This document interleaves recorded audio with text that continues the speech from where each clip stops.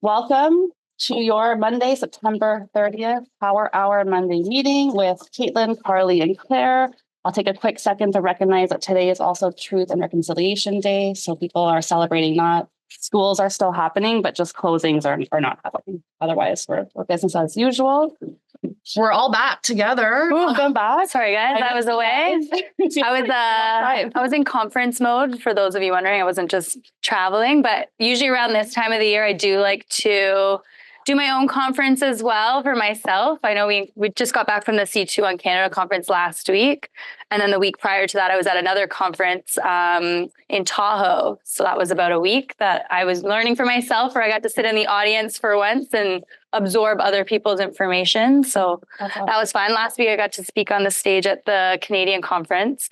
But yeah, now I'm back and learned a lot. And now I'm here to share and everything we learned. Yeah, we're going to share everything today. So we'll go over some stats. We'll just do a quick run through of articles, and then we're going to just switch back to training. I did Robbins, so we'll go through that as well.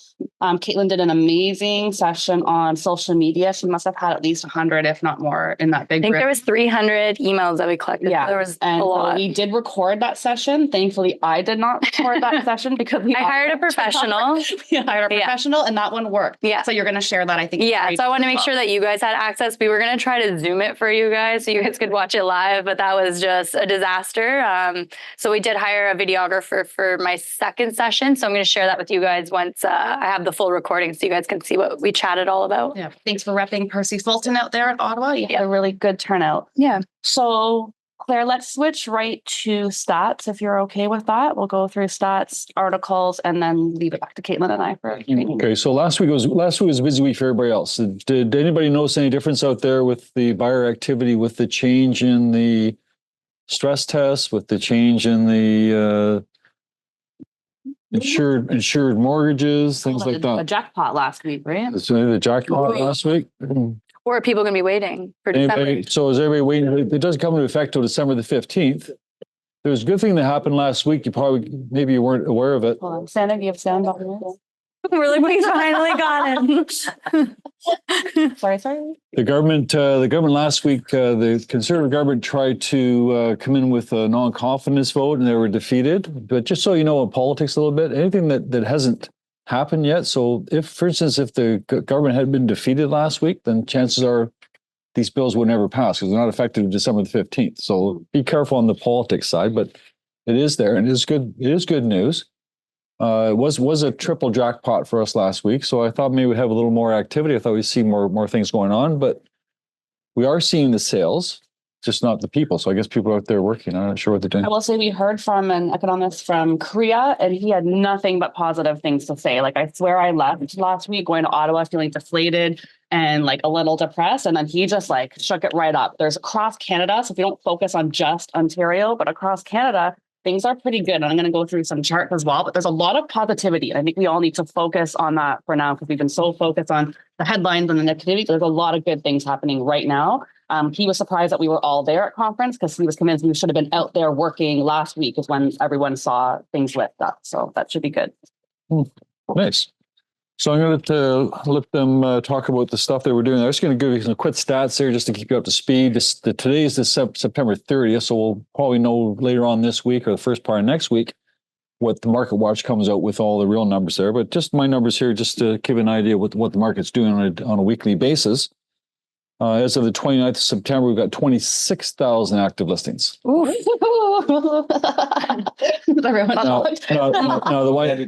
when Treb crunches their numbers, they're probably coming around 25,000, but 26,000 is, it's still a big number out there. Yeah. Breaking down, there's 11,400 are condominiums, 14,500 are freeholds. So it's a little more freeholds than there are condominiums. Owner occupied, I just do this just for my own sake. Of the 11,400 condominiums that are for sale, there's 4,180 that are owner occupied, or 37%. So 53% are either vacant or tenanted, right? Overall, 48%. On the freehold side, 57% of all properties for sale are owner occupied. So we're still, it's important to see what condominiums, 37 versus 57 is a 20% difference. So a lot of people are selling their condominiums because I guess they're investment properties. They're trying to get rid of them. That's going on with that Well, they might on the be market, thinking right? house could get worse, so sell now because they might get slower. But also the proportion ratio of freeholds is now for the like much more than what we've seen over the whole summer. So a lot of people maybe went on the market. Could be. Now sales were about 4,700 last year, 4,600. Sales were about up 2%. Sales for freeholds were up 6%. Sales for condominiums are actually down 5%. So it's not huge numbers. But the number of 4,700 is not big. It's going to be less than 5,000 for the entire month. As I said before, last month we had less than 5,000 would have been January. So it's usually January numbers, not September numbers.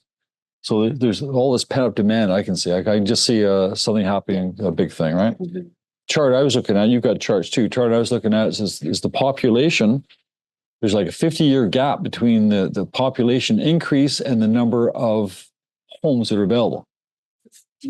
50-year difference, like the spread between what's available and the population. So I haven't seen that spread of difference between 50 years. So that tells us again, there's all kinds of pent up demand.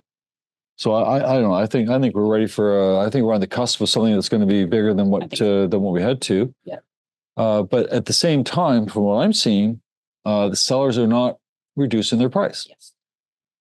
And why is that? Maybe because their motivation to sell isn't big enough. Yeah.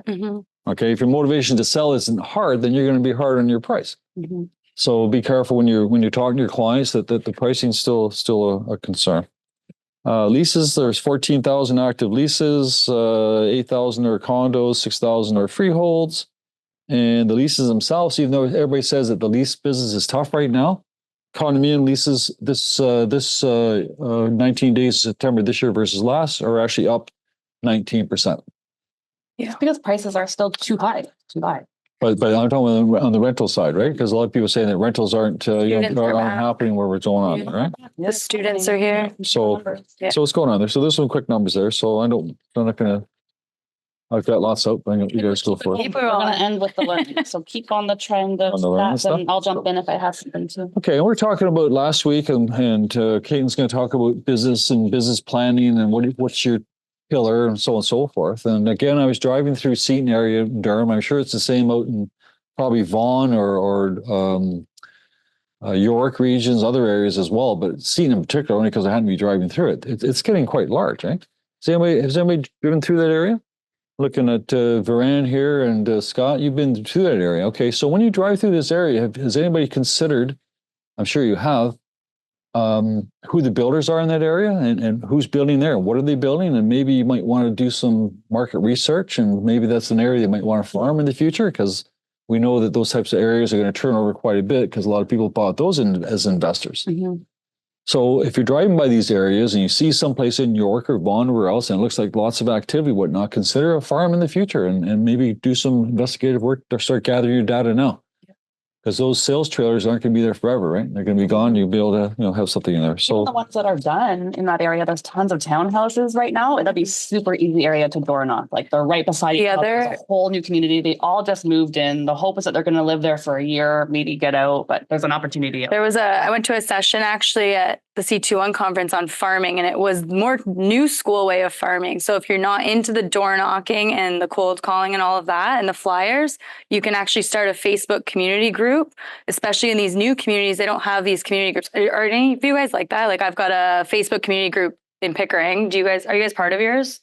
They're pretty wild. The neighbors will give you the updates on what's going on and all of that. So if you were thinking about that, and you want to think of a more cost-effective way, creating some sort of closed community Facebook group because they're brand new, and then you get all the new people that are buying in, they'll all join that, and then you become the realtor of that group. Yeah. And then that's a really great way to build it online. So that was a really good session. I think I have the slides actually for that presentation I should send to you guys. The introverted way.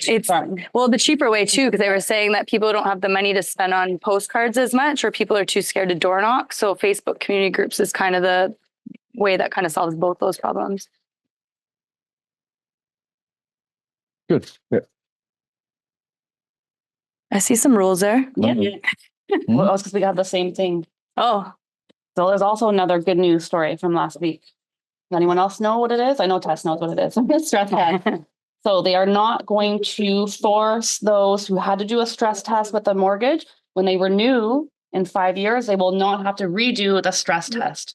That's a big deal because a lot of people got into mortgages with B lenders or lenders who wouldn't give them a proper mortgage, got into something really high interest rate, did the stress test. Now they have the opportunity to go shop around a little bit where they didn't have that before.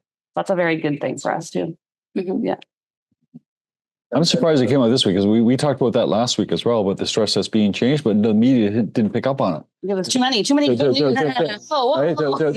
media caught up on it two days later. It started in November. Low income verification, right?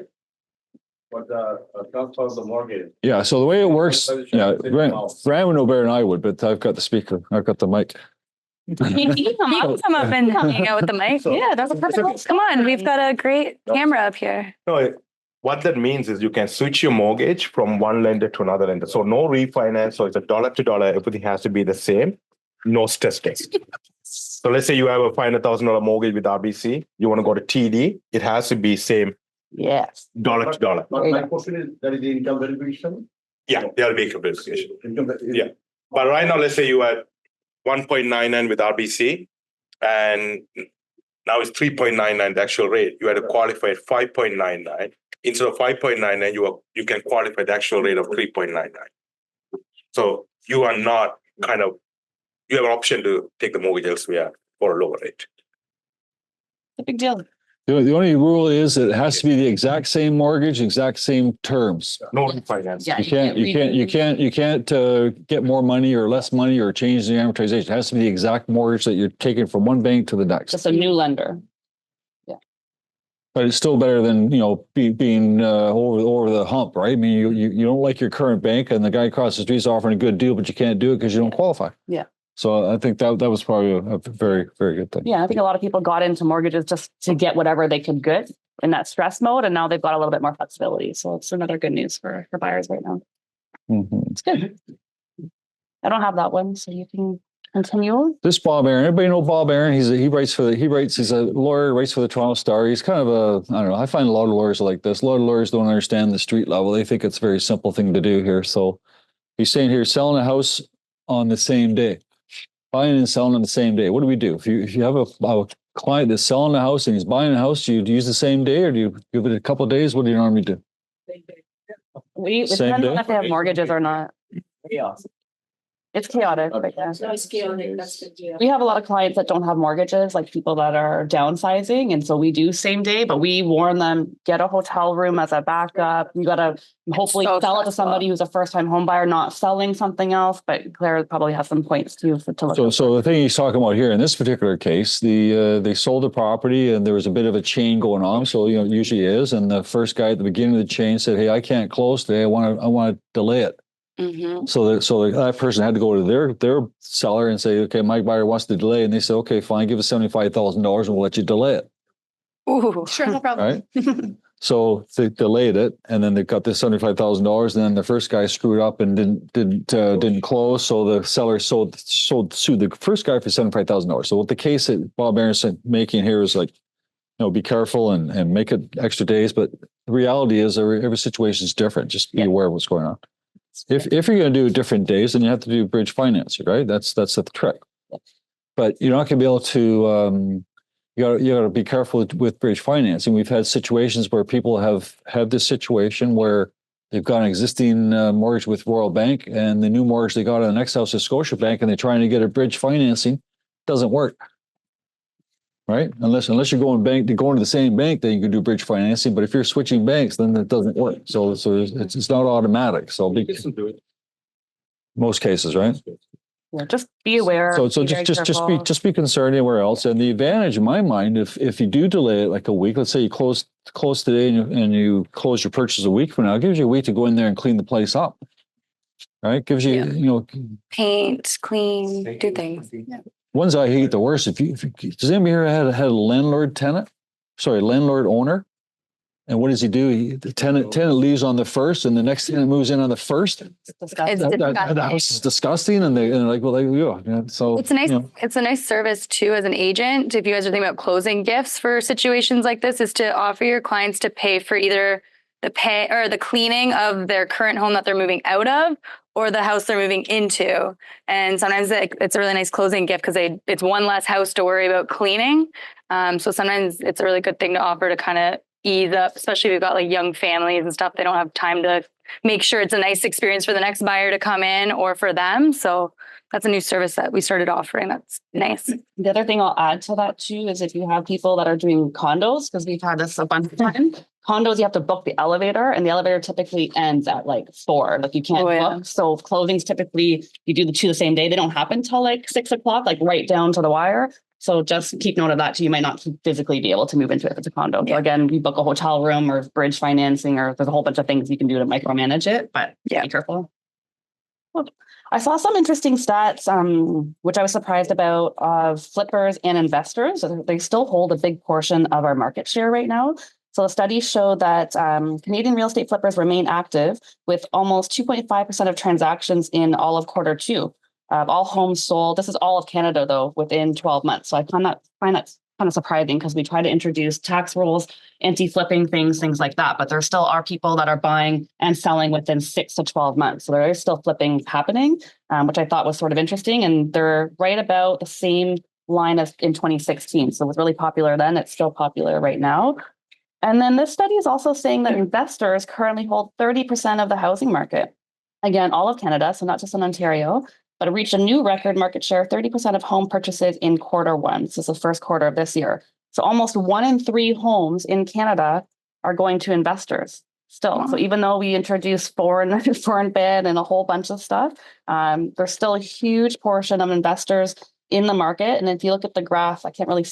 This is going to be like old school Clare showing graphs. Oh, but we don't have a virtual background. This was all the way in 2014, all the way till now. You can see the growth of investment still. So it's still happening right now. So nothing's really deterring them yet.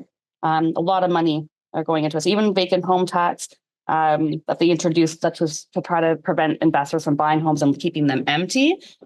Still, that program didn't necessarily do what it needed to do because it cost about $60 million to introduce that program, and they only recovered like 70 million. So it wasn't very much. There's a really small stat of people that they actually collected vacant home tax on, which is very interesting. Yeah. People are still renovating as well, in addition to... Oh, this is a funny article here. This article here is suggesting that renovators are the cause of high prices. Oh, yes. Because all the affordable housing, all the cheaper homes are being bought by flippers who are renovating and flipping the property. Mm-hmm. So they're not so the renovators are screwing up the first time buyers and driving prices up. So they're not providing nice housing for people to move into. Yeah. Oh no. Yeah. And not even like good renovations, just like the typical gray floors, white walls, old. But someone's got to renovate. So everyone says the inventory is 26,000 listings we have right now. They're saying it's not very good. So someone's got to make them livable and nice. Yeah. It's interesting. I have a lot of fun stuff. I'm going to save it for next week. I guess one piece of good news for your clients that are in a lower income or modest income, they're going to get their HST, GST credit this month. So this is something that they introduced to help low income or modest income families. Depending on your income level, they'll give you back GST, HST, which is supposed to help you with the inflation cost of groceries and the cost of HST and things like that. So they're going to get that on October 4th. Of course, it's up to a certain income level. Single, married family, each person gets a little bit something. So in October, there's a whole bunch of nice things that they're trying to do for lower income. Minimum wage increases will happen tomorrow. October 10th is an Ontario Trillium benefit, and the Canada carbon rebates also October 15th, and the Canada Child benefit October 18th. So if you've got clients that are in the income bracket, there's some things coming their way for October. Does this go for self-employed people as well? Yeah, it should. Yeah. Again, it more depends on your income level. Mm-hmm. So yeah, even income as self-employed would be part of that also. That's a little bonus for anybody that's struggling a little bit and needs some extra help. I don't know. Should I get political? Yeah, no. Yeah. Anyway, I watched Trudeau on that show there, Colbert show. He was on a night talk show. I didn't see it live. I watched it on YouTube later on. But what struck me there was that he's talking about how he's giving free dental and he's giving free prescription, penicillin and free, like just going on and on and on. And he's talking to these Americans. Americans are looking like he's got 3 heads here. What are you doing here? This is socialism, right? and then all this HST carbon stuff. I mean, holy smokes! You know what else would really help? Too people? bad there's peer on the other side, though. Reduced sales price would really help people out right now too. I think that's the answer right there. It is the answer, and I don't know what it's going to take because I don't think the interest rates are going to help get prices to come down. All it's doing is giving more people more money, more loans. Like the bank, of course, is going to be cheaper monthly, 1.5 versus 1 because they get the interest of that, right? So until prices come down, it's not going to help anybody yet. So we'll see. Move to St. John. Move to St. John's.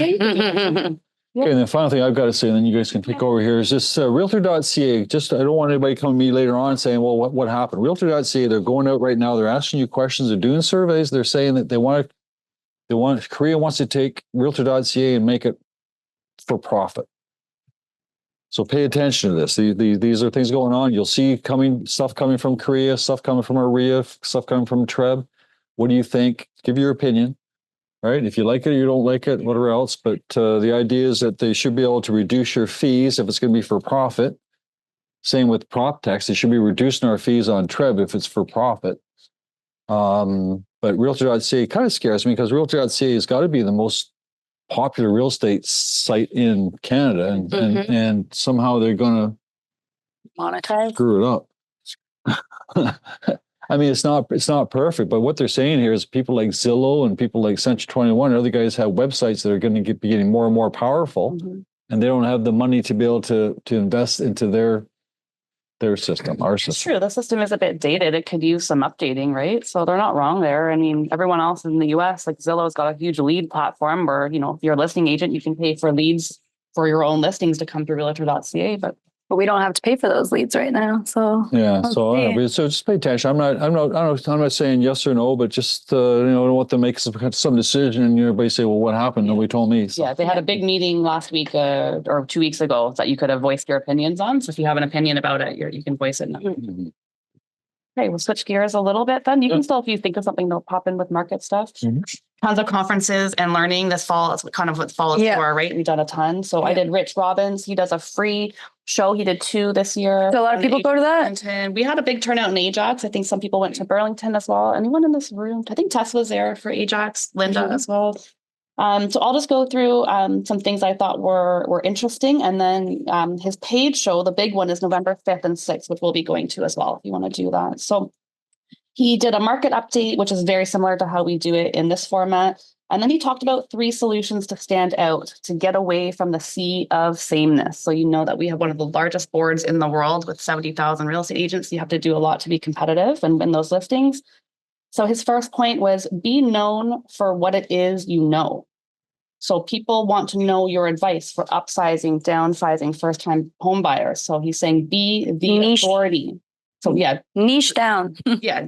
Pick what you like and what you like to talk about and just talk about that. Don't talk about every single topic, but be known for what it is you don't. So people want to hear from you. They want to know your opinion. They want you to be the authority. They're going to go to you as the accepted source of information for advice. They're going to respect your words, your opinions. So don't just post something as a fact, but put some context in and what you think about it. That's what they're looking for you as their trusted realtor to give you advice. So he's saying, be the commentary on any news or headlines. Don't be scared to say your opinion, whether it's on the housing shortage, developer issues, trends, capital gains, whatever it is. Market updates, don't just do a market update, but give your insights about it as well. So I think you talk a little bit about this in all of your sessions as well.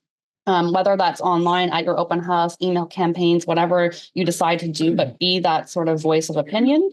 And don't strive to be well known, but strive to be worth knowing. So it's not about having the most followers and the most likes. It's about being the expert in your community and have that following that people come to all the time. If they hear something in the news, they're going to call you right away for your opinion on it. Number 2 was doubling down on the marketing that works for you. So when you're brand new, we always tell you do everything to figure out kind of what you like to do. But once you figure that out, what you like to do, what brings you joy, what works, do that over and over and over. So don't switch gears and do something else. There's sort of 4 different things you can consider. So one of them is low cost, low time. That could be like your repeat business, your referrals, incoming leads, investors. Low cost, high time could be open houses, door knocking, farming, just listed, just sold, prospecting. High cost, but low time could be geofarming, advertising, website, online, or a combination of all of those, which could be events, community, social building, whatever. So he did a whole bunch of case studies to show that, if you're extroverted, you're most likely going to be into farming. So actually visiting houses and door knocking because you like to talk to people. You're comfortable doing that. Community events, hosting events, participating in your community, going to church, things like that, hosting client events. So if you're extroverted, you're going to get energy from being around lots of people all the time and giving away your energy. On the other hand, like the Fulton sisters, if you're introverted, you're going to be much more digital, focused on your website, focused on email campaigns, no client events. I swear, like we did one client event and it burnt us out for like a week. That was like 8 years ago. It burnt us out for 8 years. But we are passionate about referral business, keeping in touch with people, being texting online. So pay attention to kind of who you are and what you're made of, and do that really well over and over and over. And then the third one was exponentially improve your skill set when working with buyers or sellers. So research stats daily. Claire's talked about how he has Google alerts that come up every time there's some sort of something happening in the news related to real estate. Claire gets an alert on it. Read the news, come to Monday meetings. This is why we have power hour meetings, is to summarize everything for you. So if you don't have time to read articles all the time, we're going to give you all the top ones. Going to events, going to Monday meetings, reading, learning, understanding it. He was explaining how, previous years we were in a momentum-based market, which means you didn't have to do anything. You could just sit and wait for the phone call. You were going to get a listing or a buyer. Now we're in a skills-based market where you have to actually have a skill, have an opinion, help people through this changing market, things like that. No motivation, no pay. And then his last thing was obviously go to his paid event on November 5th and 6th to help with your skills. The other homework he gave, which I thought was kind of interesting, and we do this already naturally. So right now you can write down your top 10 list of leads, like 1 through 10, just names, who's in your prospect list right now. And then take that list, convert it into who's your hottest lead, 1 through 10, and then go through them one by one and ask yourself, what do I need to do to move this relationship forward? Do I need to give them a call? Do I need to give them a CMA? Do I need to give them an evaluation? Do I need to get them out for coffee? Do I need to give them a gift? What do you need to do to move that lead from a prospect to an actual conversion by yourself? And otherwise, we'll see you November 5th and 6th. I'll be there for the 2-day event. I think it's a really great opportunity for you to network with other agents. And I like his style. He's Canadian. He's very fast talking as well. What was the cost of that one? I think it's gone up a bit. About $900, I believe. Yeah. So. I believe in investing in this stuff. I don't know about you guys. I know it's a tough market right now, obviously, to be spending money on stuff like this, but I think it's good to hear what other people are up to, that not like outside of the office, hear what the coaches are doing, inspire yourself, find some ideas. I think it's important to at least go to one conference a year. So if you haven't gone to one this year, you didn't go to Century 21, he's one of the ones we would recommend probably. We've got a couple, but he's a good one. Yeah. So you can do that. I've got something I'll share for next week as well. All right. So actually we did Chris Leader this morning as well. Talk a little bit about him. He spoke at Century 21 conference as well last week, and we still run his coaching sessions here every Monday at 12 o'clock.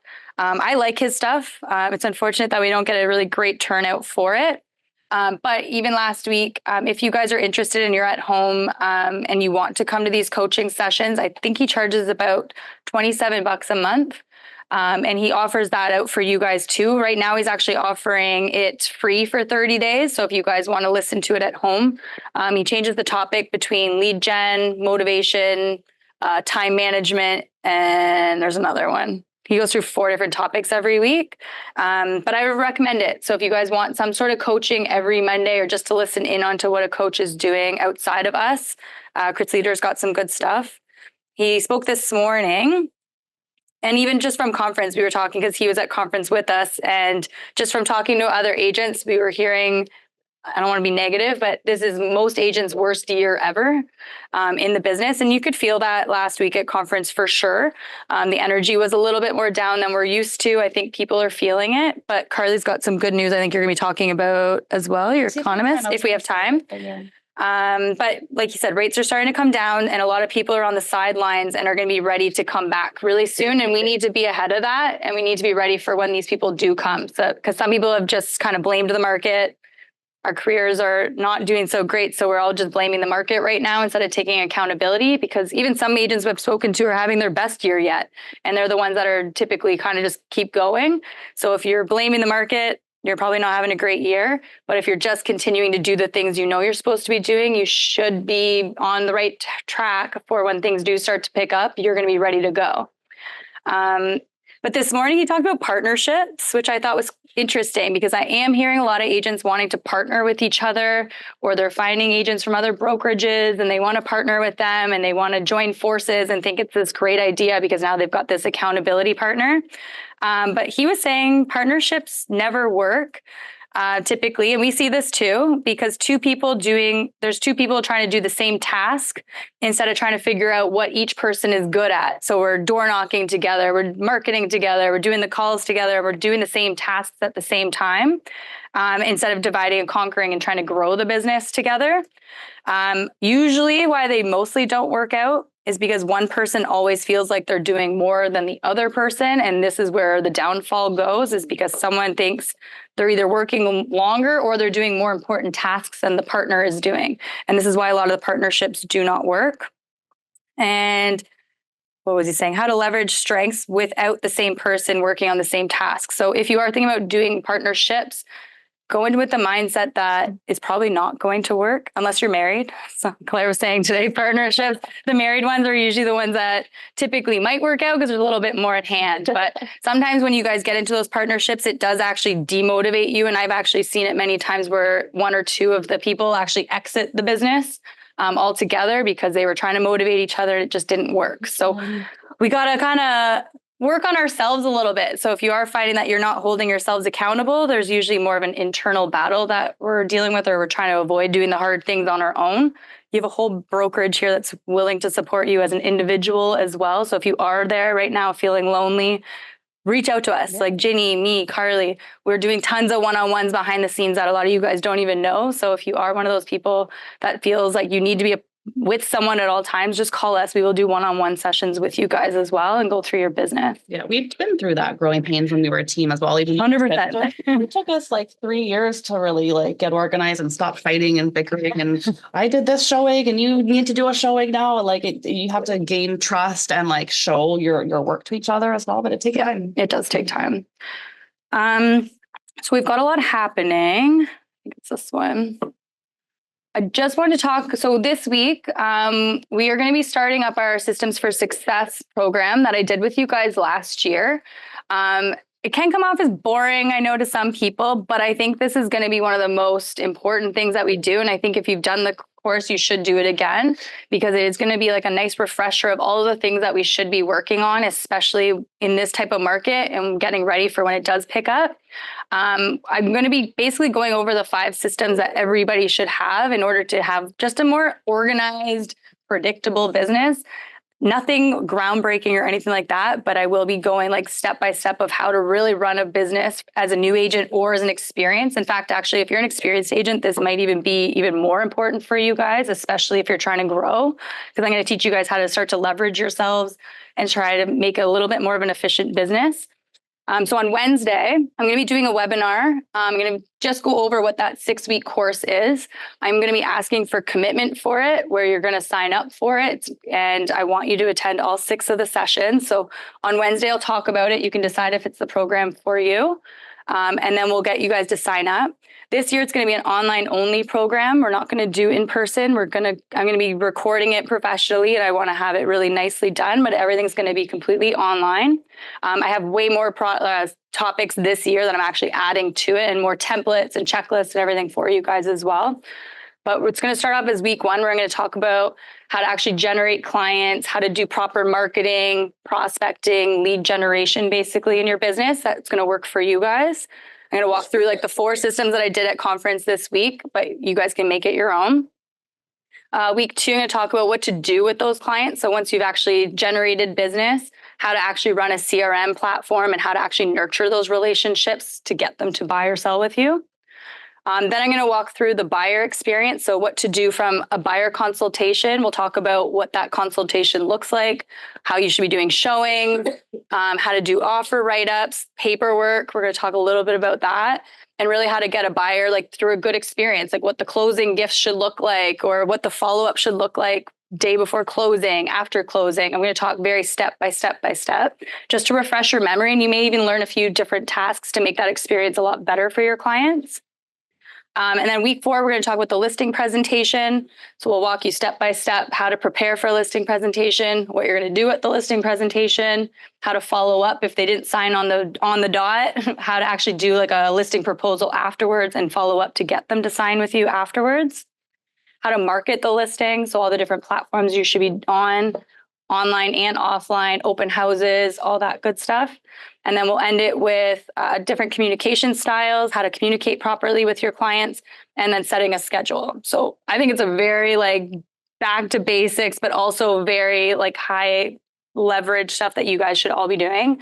Claire's been running this program for a while. I've kind of just taken what Claire's taught you guys and added to it, I guess. So we're going to be doing that whole program. It will not be recorded. And that's to hold you guys accountable for the 6 weeks that you'll show up every Wednesday online. You guys can all be at home. If you don't attend it, there will be no recording for you. Hopefully that keeps you accountable. I will offer a paid option for you guys if you do want the recordings, because this is a paid program. I can't just be giving out all of this stuff for free. You guys get it for free. Otherwise, you can pay for it afterwards. Kind of like the Chris Leader stuff, what he's doing right now. Is each session? Each session, I'm going to try to keep it to like 45 minutes or so. I noticed it was half an hour here. So we got to change the times on that. I mean, I will try to make it half an hour as well, but I'll have workbooks. This year, I'm giving you even more. Last year, I did it more like, hey, go on your own and try to create your own systems. Now I'm going to come up with the templates. I've got how to show a house. When you go to a listing appointment, I've got a checklist of all the things to check off when you're in the home. I've got checklists to give your clients as well to help them prepare their house for staging and stuff like that. So it's going to be very get your business in order kind of session. And I only run it once a year. So we're doing it again. That's exciting. Thanks for hosting it. Katelyn, just so you know, has the same program that she sells to brokers externally. So it's a very good program. Like, it's very organized. She spent a lot of time on it. She has been to every single training we've hosted here in Ontario for like 7 years, from Rob Vivian to Brian Buffini. So it's taking all of these things we've learned over the past 8 years and making our own Fulton Systems for Success program just for you guys. Yeah. And because we're selling as well, right? We're feet on the street. So we're going to share some of the stuff that we're currently doing today that works as well. So it's not going to just be coming from someone that sold 30 years ago and forgets what it's like. So we'll get some real life knowledge. Even though it's online, it's still live. It's still Katelyn live. She's just not physically here in the office. If you want to have a watch party here or at any of their offices, we can watch it together. Like, we can have somebody do it together. I'm going to be recording you. Yeah. Hopefully, yeah. But we can have watch parties too. So if you still want to be together in a room with other people, you can have a watch party as well. It's just that it's going to be online, but live. It's not her playing a video. So it's still live. Yeah. So when you do the session, you're doing it not here, you're doing it remotely. So we can still show it. We can still show it here. We can show it here. I can do it just because it gets distracting sometimes when I've got a full live audience as well as online. So I'm just going to do it all online completely. Yeah. But Pickering Village or Ajax, anywhere you want to have a watch party, you guys can do that as well. Yeah. It's going to be probably, I haven't decided, but probably 11:30 is typically do you guys have an ideal time actually that you prefer? 10:30. Yeah. I try to go based off my agents that have kids. I need to get them to school and also before lunch. So usually 10:30, I think, is the sweet spot. What time are your kids? I see Kate. The back. Kate. What time's school? I usually drop them. Yeah. So usually it'll probably be maybe 10:30 then. So I want to make it so that like my parents can come and all that. But I also want you guys to put it aside because I get lots of agents that say, hey, I've got showings, I can't go. I'm trying to teach you guys how to have more control over your schedules as well and say, sorry, I have a meeting at this time for 1 hour every Wednesday. No one has cannot at 10:30 on a Wednesday. Yeah, you guys, I'm trying to teach you in my schedule optimization session at the very end is to teach you guys how to be able to say, not to say like, you're not going to lose a client because you're not available for an hour. I promise you, unless that's the only absolute hour your client can do, which is very rare. But my whole goal is to teach you time management, like teaching yourself, investing in your education, as well as just having more control over your own schedule. So 10:30 every Wednesday, just dedicate it for 6 weeks. That's all we're asking. And then you're on your own. Just like we dedicate every Monday. So every Monday, if Claire has this meeting, and someone wants to meet with him, I guarantee Claire would never be like, sorry guys, I have a really important meeting today. I will not be running the Monday meeting. This is his mandatory meeting every week. And that's what it is. So I'm trying to teach you guys a little bit of accountability as well. One of the advantages of being in the real estate business is because you can set your own time and your own hours and your own boss, and nobody's going to say, where are you today? And you're late or you're early. That's the good side. Yep. Bad side is what I just said. Yeah, exactly. So if you have a home inspection that day, just say, can't do it at this time, but I can do it at 12, something like that. I hate going back, but when you're old, you get to talk to old stories, right? So Go for it. So Floyd Wickman, the old days, right? And Floyd Wickman did something different. It's not quite here, but Floyd Wickman also, this like you should already have your listing presentation. You should already have your buyer's presentation. You always have your buyer's book. This is separate. This isn't sort of teaching the tools. You already have the tools, right? I'm assuming that's how it's going. We have all. I actually last year didn't have all the tools. This year you have all the tools, and now I just want you to like use them. So it's not going to be like, here's where's your listing presentation, where's your buyer presentation, where's your seller presentation. Here it is. This is how you do it. You already have, right? Yeah. But what Floyd Wickman would do, he'd make sure that you had to do three things. You either had to get a listing, you either had to get a buyer side, or you had to get a deal, and you had to phone so many times, right?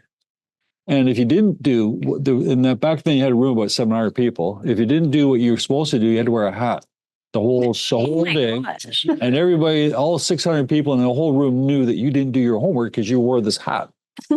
That's embarrassing. Right? We won't shame anybody. And the first week you saw all kinds of white hats. The second week you didn't see any. It's like loser. That's funny. But the other thing is they also paid, I think back then, probably what, $500, $700, something like that. And back then it would be like, today's might be like $2,000. Yep. Right. So everybody's committed. In this case here, because we're not committed, it's kind of. I can charge you guys if you want, if that would help you guys show up. And what I said before is that Floyd Wickman, he'd come to Toronto and he would sell all these things. He'd have 2 sessions a week. Each session would have like 600-700 people per session. He came from Detroit. In Detroit, he couldn't fill a bathroom. Why? Because he came from Detroit and Detroit knew him.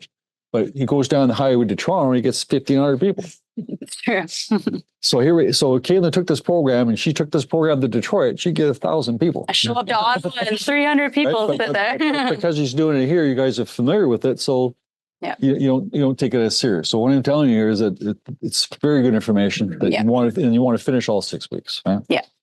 Maybe I'll reward you guys at 6 weeks. We could do, I don't know, we'll figure out some sort of accountability, but I'll talk more about it on Wednesday at 11:30. I'll do a quick webinar for you guys, see if it's something that you guys are interested in, give you some behind the scenes of what it'll look like, and then you guys can decide if it's something you want to do. So this Wednesday, you're going to Wednesday. Yeah.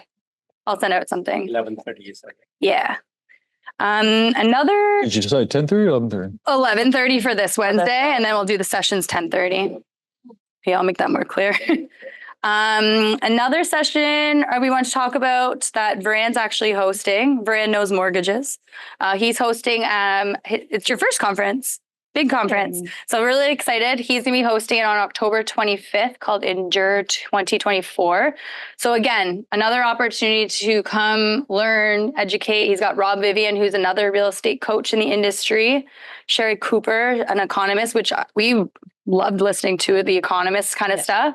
And then Arshad, who's another C21 broker owner in Calgary. He's going to be coming as well. I think it's a free event. So it's at Ajax Convention Center. No excuses. No excuses not to come to these free training events. Paul and Christine who are getting married that day. Yeah. Raj and Christine are busy.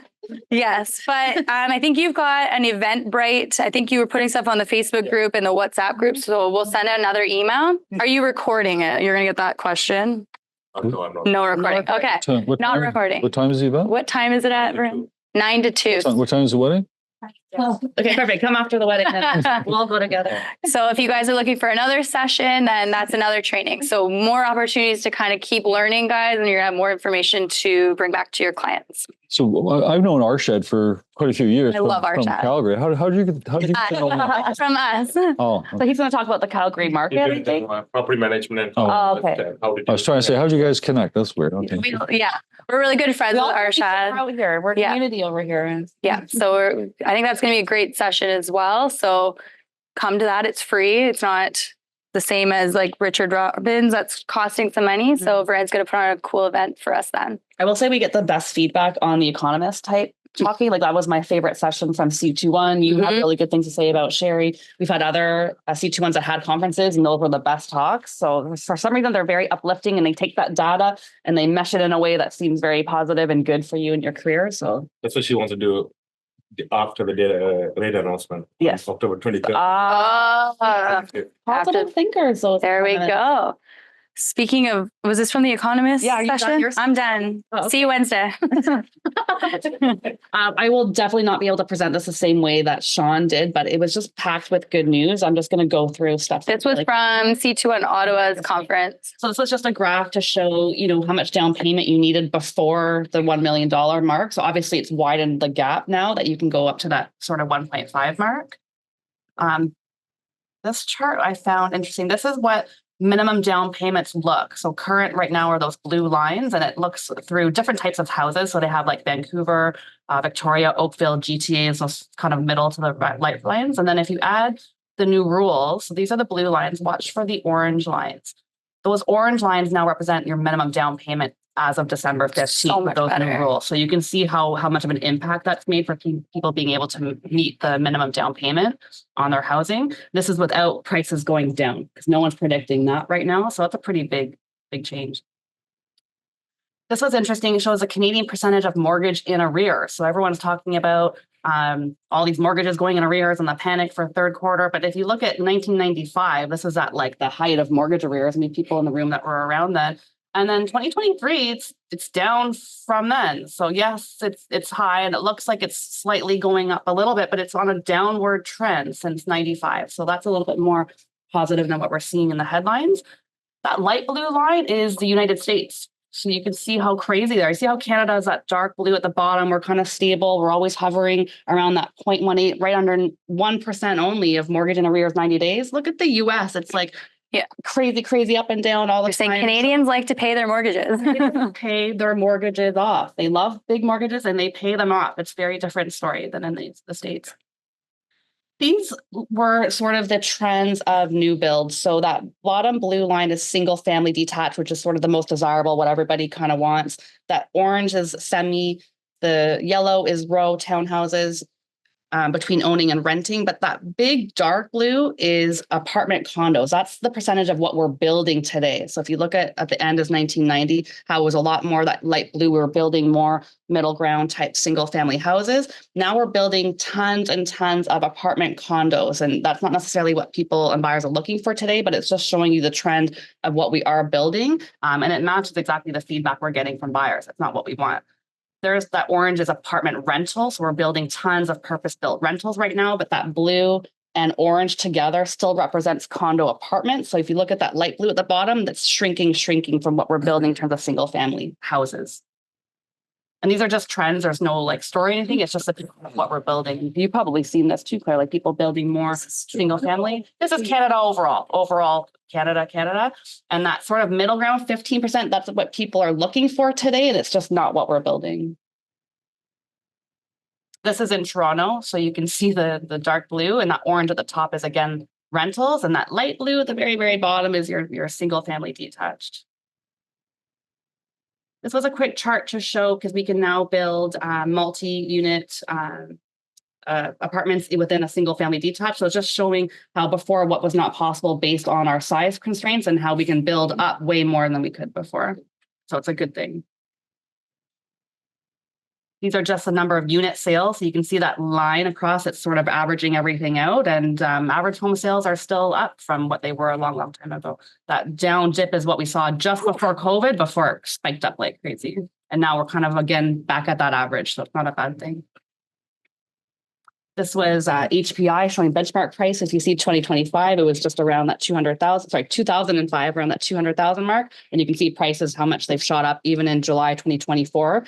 It looks like we're in that little down, and it's most likely going to come right back up again. This was interest rate forecast, which is probably the most positive thing. So if you see that black line, it's from January 2025. These are what people are predicting, how many points is going to go down. That red line is what the newest forecast is, just as of last week. And they predict that by 2027, we will be just under 2.5. That's very good news, but it's a downward trend. Everyone's forecasting downward trend. So that's good news for everybody. That was my quick economic update. Wow, economist over here. He sped through it. He was really, really good. good. You hire him. I don't know if you know Sean Carhart, something, but he was very good from Korea. He had really funny like memes in between. He was really lighthearted. It was the most engaging, I think, presentation we went to. It was like half an hour, bang, bang, bang. Everyone came out a lot lighter after that. Everyone was like smiling and like the energy was down until that presentation, and people walked out feeling a little bit. He was saying, by spring next year, we should start to. Nobody's going to be here in person in the office. We're all going to be out doing showings, writing offers. The girls downstairs are going to be typing like crazy. It's going to be hopefully a very different world in spring quarter 1. So we have one more Hold on tight. this year to get through. Quarter 4 starts tomorrow. It's the last quarter of the year. So we have lots of good news, lots of amazing training, back to school, outside training. Yeah. So while it's slow, take advantage of the opportunities to learn. Yeah. And then the last question we did not ask at the beginning, which we forgot, is how are your open houses or any listings that you want to talk about or anything? What's happening out there in the world? Andrew did an open house, 7 groups. Got an offer yesterday, but too low. Okay. That's okay. You work Offers on are good. It'll take a couple little Sign backs. This is what I'm getting at. Like, we're getting offers, but too low. Yeah. But if you guys get an offer too low, I really hope you're not rejecting it. I hope we're signing back like 15 times before we shut it down, because most offers are taking, I think, like 6 sign backs right now. So don't shut it down. Sometimes those buyers have money. They know what's happening right And now. at some point you have to understand that is the market price. Yeah, So the offer true. that you have in hand, and after the 10 sign backs, that is the market value. Yeah. It doesn't matter what the house next door sold for last year or what the neighbor said or what you feel or how much you want. Be nice to the buyers. Be really nice to the buyers. Yeah. For sure. They've got the golden ticket right now. So if you've got offers coming in, you've got to work with them for sure. Yeah. Okay. Anything else for? Anybody have properties you want to talk about? No? There's a studio from downtown one with Peter. It's an Airbnb friendly building. Cool. My client's been doing Airbnb for 4 years. Yeah. Profitable. Mhm. Certain with the separation, so you have to unclose, not closing stuff. Yep. Yep. It's fully furnished, clean currency. I've got Airbnb, versus. Cool. Yeah. So what's the address? Sorry. Sorry? What's the address? Peter? 101 Peter. 101 Peter. It's a studio condo, Airbnb friendly. It's Chad Tescaten's listing. So that's great. And remember, for Airbnbs in Toronto, that it still has to be their primary residence. Yes. So there's some rules still. And how do you do a studio? I thought you had to do 1+10 to do Airbnb. No, it could be primary, you can do 6 months. Okay. So you can't be short term, that's all. Okay. It has to be longer than 28 days. Okay. Got it. It could still be short term, but longer 28 days. That's what you. Mhm. Cool. We finished before our power hour. Look at us. Oh, that's great. I think we could go to the line. Everyone, no, Nelson, Are you- Nelson, what's going on? Have you been busy this last week? You noticed things pick up? We had the first time in a long time, almost 300 appointments Oof. the weekend, Ooh, yes. and that's big. I'm not sure if you checked broker base stats to see how The dentist market was on, doing, but mhm. us, we've been hovering around 220, and now for the first time in a long time, 300. Yeah. Okay. So I'm not sure you heard that from home now, but we saw an increase in showings about 30%. So in the last weeks or so. So that's good. typical of the fall market too, I guess, right? Awesome. Okay, well, enjoy the fall market. It'll be a good one. Take all the training, do all the learning, sell those houses, reduce your prices. Book some one-on-ones if you need some mental health support. Right. Yeah, there's a lot to look forward to though. So have a great week and let us know how we can help you.